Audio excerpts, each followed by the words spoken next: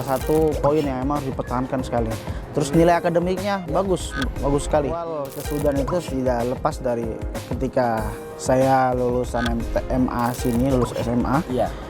Ketika di Sudan itu anak pas lagi belajar di Sudan itu, saya belajar di Sudan itu sambil daftar di Madinah. Jadi masukin berkas, mukobalah online dan lainnya semua itu. Yang mana juga dari segi mazhab, yang mana kebanyakan mazhab dari Sudan itu mazhab Maliki, terus kebanyakan di mazhab Saudi itu mazhab Hambali. Ngopi, ngobrol pagi di Akar. Perbedaannya mungkin sangat terlihat gitu dari cara pendidikannya, sistem pendidikan sejak bawah. Kalau di Saudi sendiri itu anak yang masih SD, MTS itu lebih banyak ke halaqah Quran. Oh, lebih fokus di halaqah Quran yang di Nabawi lah istilahnya. Kalau saya di Madinah, di Nabawi itu alhamdulillah banyak anak-anak SD, MTS itu lebih banyak ke halaqah Quran. Halaqah Quran, ilmiah, mutun. Mereka lebih ke mutun, yang mutun talibul ilmi dari terus halaqah Qurannya itu SD nanti MTS SMA nanti itu yang nanti terserah. Kalau MTS kalau jenjang jenjang sana nggak ada jenjang MTS SMA. Nggak ada jenjang ya? Nggak ada jenjang. Jadi jenjangnya ikut umur. Ikut umur sekian sampai sekian nanti masuknya sini. Masuknya halaqah Quran. Nanti kalau sudah sekian terserah mau masuk ke yang minatnya anaknya dan orang tuanya pinginnya ke sini, maksudnya ke jurusan kemana, tematik dan lainnya masuk ke sekolah. Atau mau langsung masih suka agama, ada disediakan Ma'had Haramain, namanya Ma'had Haramain di Masjid Nabawi tentang keilmuan lebih mendalam dari yang memang dia mendapati dari mutun talibul ilmi itu. Dia naik nanti lebih ke usulnya, fikihnya, terus masuk ke akidahnya dan lainnya itu lebih mendalam. Jadi sudah terjenjangnya seperti itu jenjangan mereka. Jadi kalau di Indonesia sendiri kan mungkin sudah ada jenjangnya mulai dari TK, SD begitu mereka sudah belajar betul. matematika dan sebagainya. Cuman kalau di Timur Tengah itu umur-umuran SD ya, SD MTS ya. Itu umur berapa gitu? Kira-kira umur 7, mulai 7 tahun. Bahkan sana itu dari TK lah sudah masuk halaqah Quran gitu. Oh, sudah mulai mungkin 3-4 tahun ya? Iya, 4 tahun lah. 4 tahun masuk halaqah Quran. Halaqah Quran sampai nanti mungkin umur 12-13 gitu. Iya, 12-11 lah. Tuh nanti baru mereka masuk, terserah mau masuknya mana. Maksudnya masuk ke yang umum, tapi tetap dikasih juga tentang itu, atau masuk ke langsung ke dinnya. Jadi pada intinya yang di Timur Tengah itu dasarnya untuk itu ya, untuk Al-Quran, kemudian adab mungkin ya. Iya, adab, iya, betul. Sebelum mereka belajar yang lebih serius, adabnya itu benar-benar ditekankan. Iya, ditekankan. Gitu. Iya, betul. Benar, ya? Jadi adabnya dari mungkin sejak masih kecil kan lebih pengembangan adab sejak situ. Jadi ketika udah besar tinggal ngontrol aja. Jadi mereka tekankan di situ adabnya. Walaupun sebenarnya adabnya kita dengan mereka berbeda. Mungkin bagi mereka itu sudah sangat sopan, bagi kita mungkin ini masih kurang. Jadi tapi itu sudah mendidik adab sejak kecil. Sistemnya udah memang seperti itu. Iya, sistemnya. Dan standar sana seperti itu. Iya, standar sana seperti itu. Sedangkan kalau di Indonesia sebenarnya mungkin setiap daerah kan yang punya sistem masing-masing. Iya, betul. Cuman kalau menurut antum itu kalau di Indonesia kan mungkin kayak penjurusan begitu kan mungkin baru di SMA, kuliah begitu. Nah, kalau di sana itu sama. Penjurusan mereka lebih ke dasar dulu. Penjurusan nanti kalau sudah kuliah. Malah kuliah kalau di sana. Iya, penjurusan. Penjurusan misalnya jurusan IPA dan IPS dan itu mereka sejak kuliah. Seumuran kuliah lah. Itu lulusan mereka. Misalkan umuran SMA itu masih apa ya? Masih lebih ke tematik dasar. Tematik biasa bukan tematik dasar sih, cuma tematik biasa gitu. Nanti kalau masuk kuliah baru itu. Kalau yang saya dapat di sana gitu. Itu mereka lebih penjurusan seperti itu. Jadi sana nggak ada kayak jurusan IPA, SMA IPA dan lainnya, bahasa dan lainnya enggak. Mereka tetap diarahkan sesuai dengan keminat mereka. Udah mereka situ kuatkan, nanti kalau kuliah baru ada penjurusan. Baru nanti kuliah mau jurusan kemana nih baru difokuskan di situ ya. Ya mungkin ya kembali lagi ke setiap negara itu punya sistem masing-masing dan disesuaikan dengan kultur yang ada. Iya, betul, kultur. Pada intinya ya sama lah ya, mungkin sama. Indonesia sana sama. Semua. Yang penting kembali lagi ke niatnya. Iya, niat betul. Kuat atau tidak kan? Betul. Oke. Kemudian nih yang berikutnya kalau nggak salah saya dapat info juga antum membawa keluarga ini ke Timur Tengah. Itu bisa ya sambil kuliah di Timur Tengah, bawa keluarga di sana, mungkin ya istri lah misal, bawa ke sana atau anaknya bisa? Bisa, alhamdulillah, bismillahirrahmanirrahim.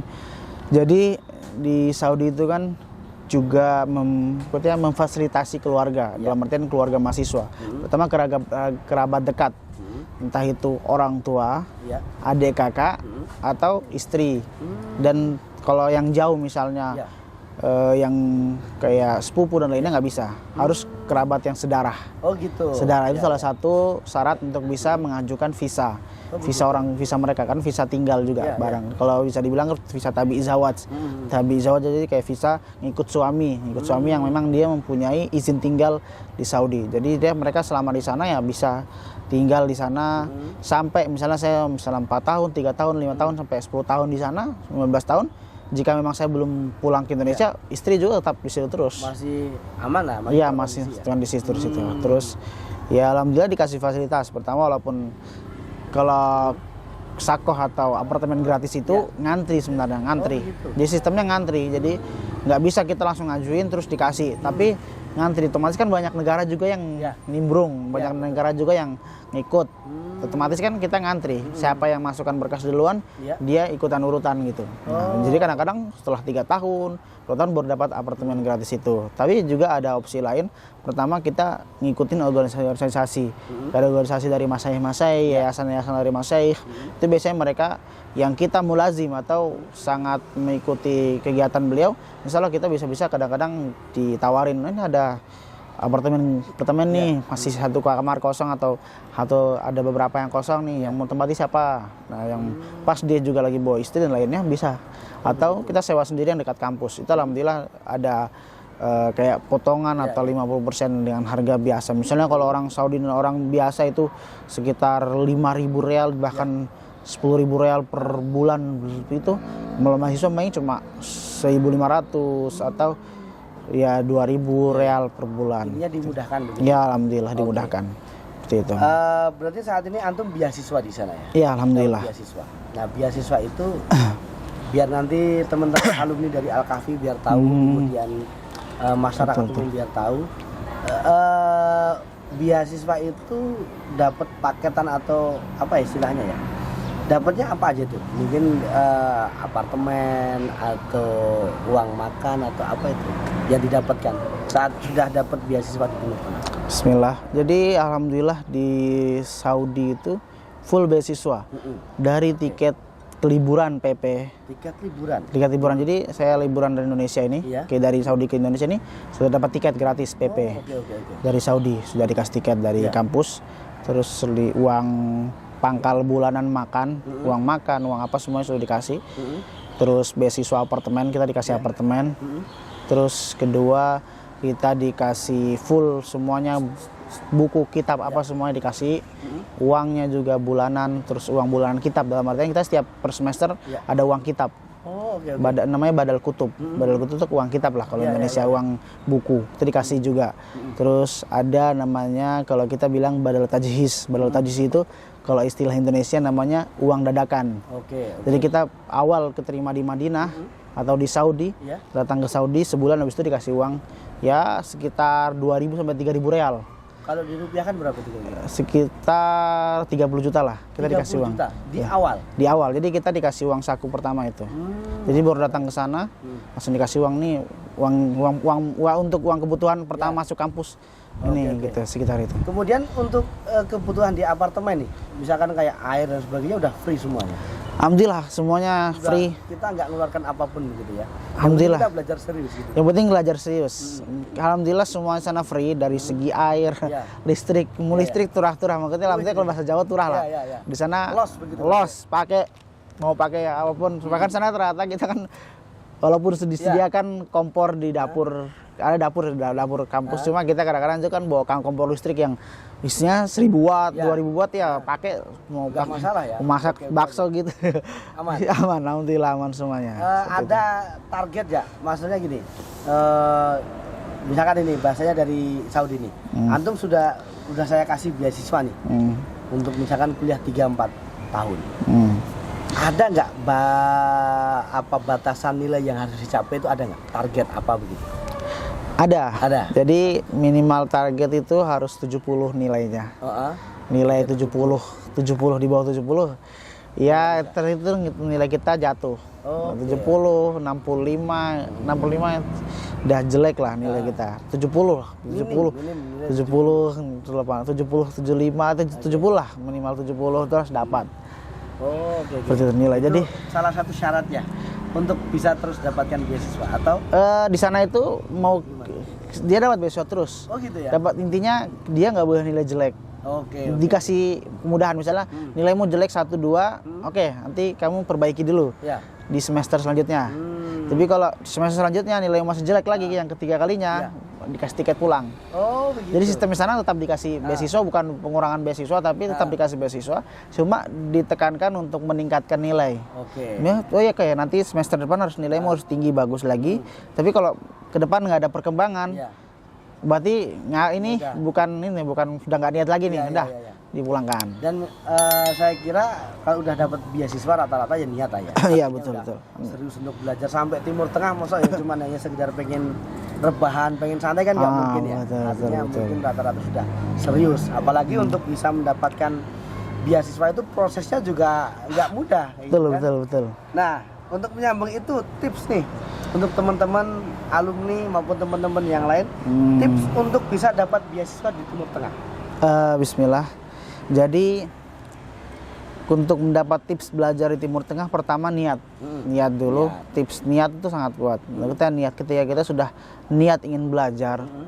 Jadi ketika kita sudah keinginan belajar di Timur Tengah, ingin belajar di sana, itu ketika kita mendapati masalah dan lainnya, kita kan sudah keinginan sendiri, kemauan sendiri, otomatis kita bisa melewatinya.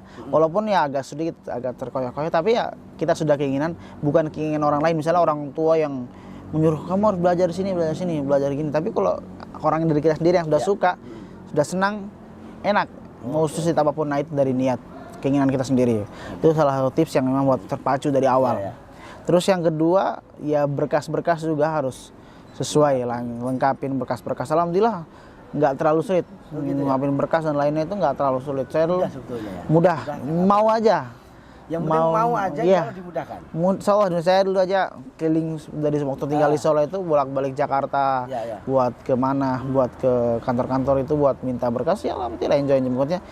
Walaupun berat tapi ya tetap dan suka dan lainnya. Karena terus sudah niat dari awal. Niat dari awal, terus dari segi kemampuan kita juga diukur. Jadi kita sudah punya niat, sudah punya berkas yang lengkap, kemampuan kita juga kita harus ukur. Bismillah, saya bisa dan lainnya. Tadi sejak SMA atau masih sekolah yang untuk masih mondok dan yang masih belajar jenjang itu, dia harus punya target.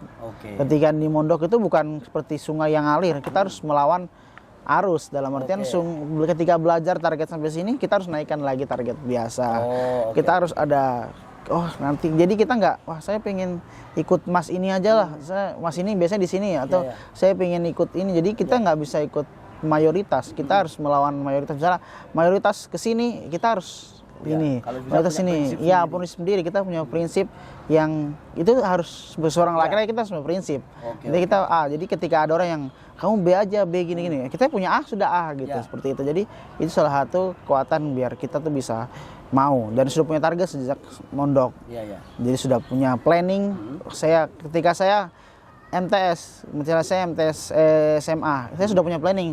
Saya alhamdulillah, maksudnya ketika itu bilang saya umur 23 sudah di Madinah, 23 sudah nikah, saya umur 3 sudah kesini gini-gini. Jadi sudah ada planning dan alhamdulillah Allah mudahkan. Semua planning itu sudah tercoret dan centang semua ketika itu. Terus dan itu salah satu pacuan biar kita sudah ada step jalan nih.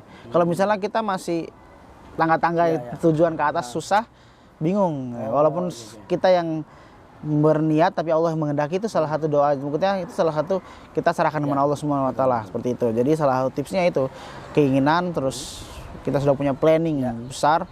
Terus yang terakhir kita harus ada tahu tujuan. Misalnya kita setelah mondok ini, di Saudi itu atau di kampus-kampus luar negeri itu dia pengantarnya bahasa Arab. Berarti saya harus kemana? Saya harus planning habis lulus MA, saya kemana. Jadi untuk batu loncatan.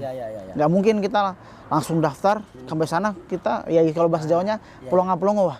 Sana kan langsung baca kitab, sana langsung baca langsung digejoloki dengan berbagai macam target yang kalau di pondok targetnya biasa, tapi kalau di sana targetnya harus misalnya satu semester harus menyelesaikan 3 juz, 4 juz, 5 juz, walaupun 1 semester 3 bulan.